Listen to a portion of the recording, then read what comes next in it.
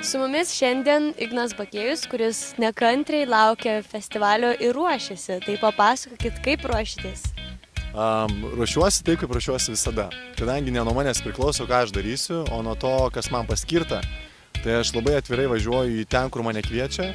Ir turbūt jau atvykęs į vietą, pajutęs tų žmonių energiją, tą visą tvyrantį gėrį ten, aš prisitaikau. Ir tada man automatiškai gaunasi padaryti vieną, antrą, trečią arba ketvirtą dalyką. Tai kadangi festivalį aš buvau prieš metus laiko ir galiu pasakyti taip, kad per metus laiko tikrai buvo ir daug paskaitų, ir seminarų, kurias ir pats vedžiau, ir pats dalyvavau, daug labai treniruočių, naujų programų įsisavinta į vidų, kurias aš jau dabar darau. Tai aš manau, kad tiesiog aš po metų atvažiuosiu jau kitoks. Tai vat visai neužilgo aš atvažiuosiu kitoks ir turbūt įsivertinęs, kas ten susirinko, aš tada ir padarysiu tai, ką pajusiu tuo metu, kad galiu padaryti geriausio. Bet tai bus sportas. Tai aš manau, kad aš darysiu, kadangi mes būsim miške ir man tada prisimenu, žinai, aš atvažiuoju ir visi Insanity. Davai, tai Insanity, jisai ten. O šį kartą aš noriu padaryti ką kitą. Aš noriu padaryti ir manau, kad padarysiu žvėrių treniruotę. Kadangi esame miške, jame gyvena žvėris, tai gal tada ir padarysim žvėrių treniruotę, ne? Kuo jų bus žvėrių treniruotė? Kodėl žvėrių? Kodėl žvėrių? Todėl, kad mes, kai ėjom per evoliuciją, tai mes ten viskom buvom, ne, evoliucionavę, ten ir beždžionėm buvo, ir ten kažkokiais ir vėžiagyviais buvom, tai praseisim per visas tas stadijas. Ko buvom? Tai buvom vėžiagyviai, važiuojam, pasidarysim, ką galim.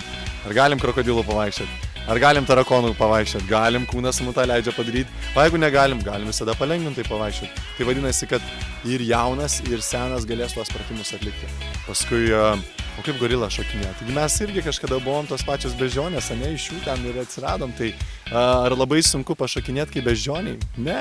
O kaip? Labai paprastai, paimsiu, parodysiu. Ir kai vienas po kito tie visi miško žvėreliai arba pasaulio žvėreliai susirenka į vieną vietą, ten gaunasi labai smagi interaktyvi treniruotė. Mano bičiulis, kuris yra parkūro meistras, jisai tikrai galingai stipriai sudėtas, bet jisai darydamas tą treniruotę ir jau ją pabaigęs ir padaręs kitas mūsų treniruotės, kur mano manymu jos buvo sunkesnis, jisai sako, Ignai, su tavo žiaurių treniruotė ten nebuvo net ką lyginti. Bet kai žmonės daro, ten viskas taip kažkaip labai easy, toks labai paprasta, darai, eini ten, dabar mes tarakonai, dabar mes beždžionės, dabar mes varlės. Kaip jūs sugalvojate šią praktiką, čia kokia nors patikrinta praktika, ar tiesiog sukūrėte pats? Taip, tai yra patikrinta praktika, toksai yra bičiulis, toksai yra žmogus, kuris... Aš bent jau žiūrėdamas jo video pamačiau, kad jisai tai daro, ką mes jau ir šiaip darom treniruotėse. Bet jisai konkrečiai išėmė viską ir jisai paliko. Ir jisai paliko viską vienoje vietoje, kad tai būtų tik žvėrių tie judesiai. Viskas apie žmogaus kūną, kaip išstampyti gerai, kaip padaryti taip, kad žmogus norėtų judėti, kad jam nereikėtų nieko, kad jam galbūt tiesiog va čia nukritus ant žemės, dabar aš taip ir padarysiu už kelių sekundžių, kai pabaigsiu savo mintį, kad jis galėtų judėti, kad nebūtų prisirišęs prie kažkokių, nežinau, sporto salės, prie kažkokių įrangų ir taip toliau.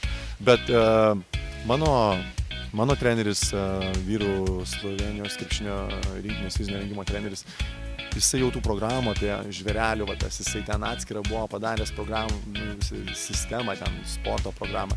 Tai ar galėtų kažką naujo išrasti? Turbūt, kad ne. O jeigu išradai ir kažkas pamatė ir jisai sako, aš jau prieš 20 metų tai dariau. Tai tiesiog aš tam žmogui, tam Naujosios Zelandijos gyvenčiui, Nathan Gallagher, aš jam esu žiauriai dėkingas už įkvėpimą. Jisai realiai, kaip jisai sako, ko jis atėjo įkvėpti žmonės. Aš atėjau to paties, tai jis įkvėpė mane, aš galiu tą patį padaryti ir įkvėpti kitus. Toliau apie paskaitą, tai išgyvenau tokį labai įdomų dalyką, kai mane žmonės kviečia pravesti jam paskaitą ar seminarą ir sako, bet žinai, mes labai neturim finansų ir negalim skirti ten kelių šimtų eurų, kad tu atvažiuotum ir, pavyzdžiui, ten apie kokią motyvaciją pašnekėtum ar pašnekėtum apie kažkokius kitus dalykus. Tai aš sakau, gerai, gal padarom taip. Mano bičiulis Mindaugas Vidugiris davė šitą idėją. Jis sako, tai gal padarom taip. Jūs padarykit gerus darbus, arba tie, kas nori, bet jūs norit pakviesti mane. Gerai, aš atvažiuosiu. Ar žmonės, tie, kurie atvažiuosite, nori manęs paklausyti ar ne? Jūsgi nežinot. Gal galite įsitikinti tuom. O kokiu būdu? Jūs jam prieš susitikimą savaitę laiko likus užduokite namų darbą, kad jie darytų gerus darbus kitiems žmonėms. Po vieną, po du, po tris, po penkis. Ir visą tai užfiksuotų Facebook'e, kad žmonės matytų aplinkui, kad jie daro gerus darbus su #prasminga veikla.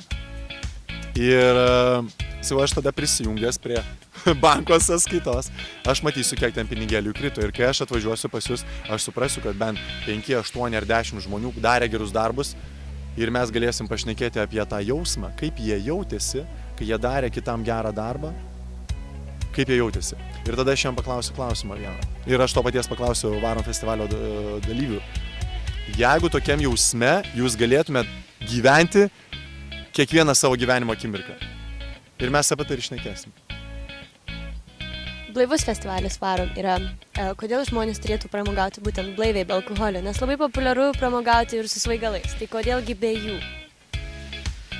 Oi, šita tema antiek plati mano gyvenime, aš pats 11 metų esu blaivas ir blaivininkas ir abstinentas ir visi tie negražūs apvardžiavimai tiem žmonėm, kurie taip gyvena, nes aš manau, kad tiesiog tai yra norma, tai ne kažkas tokio, kad mes taip turėtumėm daryti ar būti. Mes nuo to pabėgom labai stipriai. Kažkuriame gyvenimo etape, bet turbūt didžioji dauguma žmonių, kurie įnyko į tas tokias pramogas, alkoholis, narkotikai ir visi kiti dalykai, jie tiesiog iškeliavo iš savo normalaus gyvenimo, nes mes negimėm tokie pagerintis ar narkotikus vartojantis, nors yra ir tokių, kurie gimė tokios iššiose. Bet mes einam per gyvenimą ir ten kažkokiam etape, kažkokiam amžiui 12, 16, 18, 20, nesvarbu kiek, mes dingstam iš žemės paviršių. Ir kai mes esam tokioj būsenoj, kai mes esam apsinešę arba ten pastoviai visi einantis į tą pačią būseną, tai mes nesam mes. Mes esam kažkur iškritę iš gyvenimo. Mes ėjom ir štai staiga mes dingom. Ir kai tik mes grįžtam vėl į blaivų gyvenimą, tai mes negrįžtam į tą etapą, kur mes buvom, o mes grįžtam į pačią pradžią ten, kur palikom savo gyvenimą. Kai jisai vyko ir ėjo normalia vaga. Tik tai mes gali būti per tą etapą, mes galim prisivirti nemažai košės ir paskui mums ją vis tiek reikia grįžti ir kažkokiu būdu išsrėti. Tai aš manau, kad man tie blaivūs festivaliai ir tokios blaivios pramogos yra žmogui grįžimas į save. Kad jisai grįžtų į save ir pamatytų, kaip jisai kažkurioje vietoje paliko šitą pasaulį ir iškeliavo ten, kur veda juos, nežinau. Yra ten velnės, ten kažkokie ten pragaras, nežinau, kas ten kur veda, bet blogis, evil. Tai va, kur blogis juos nuvedė. O tokie festivaliai, tai yra gėris. Ir gėris mus grąžina atgal į tą pačią pradžią, kurioje vietoje mes iš vis suklupom. Ačiū. Blaivybė. Tai norma, supratau. Dar gal reikėtų, kad pakviestumėt visus į festivalį. Tai su Simonu esam kalbėję apie tai ir aš jo klausiau, kodėl jisai tuos dalykus organizuoja, kodėl jam tie festivaliai antiek yra svarbus, tai jisai man tiesiog atsakė labai paprastus dalykus, kad tokių dalykų nėra ir kad tai eina iš jo širdies, jis nori tiesiog žmonėm tą tokią normą įskiepyti, kad šiokia kitokia norma yra visuomeniai, kad galima turėti labai gerą festivalį, sutraukti labai daug žmonių, pasilinksminti, gerai praleisti laiką, pabūti su šeima, paklausyti paskaitų, pasimaudyti ir visą tai padaryti blaivę sąmonę. Tai aš visada esu už tai. Aš visada esu už tai ir kviečiu kiekvieną, kuris nori pokyčio arba nori grįžti atgal į savo tą pradžią. Todėl, kad tu niekada negali žinoti, kur bus tavo gyvenimo lūžis.